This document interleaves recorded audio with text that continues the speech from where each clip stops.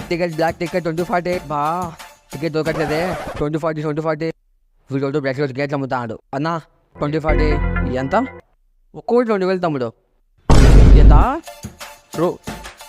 2000 ఏం మాట్లాడతావు అన్నా అక్కడ 200 కన్నా మరి 2000 అన్నా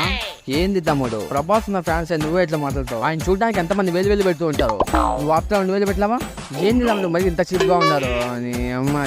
మళ్ళీ ప్రభాస్ ఫ్యాన్స్ ఎట్లా లేకపోతే ఎట్లా చెప్పు ప్రభాస్ ఫ్యాన్స్ లాగా తగ్గించాలా అట్లా ప్రభాస్ ఫ్యాన్స్ మీరు వచ్చి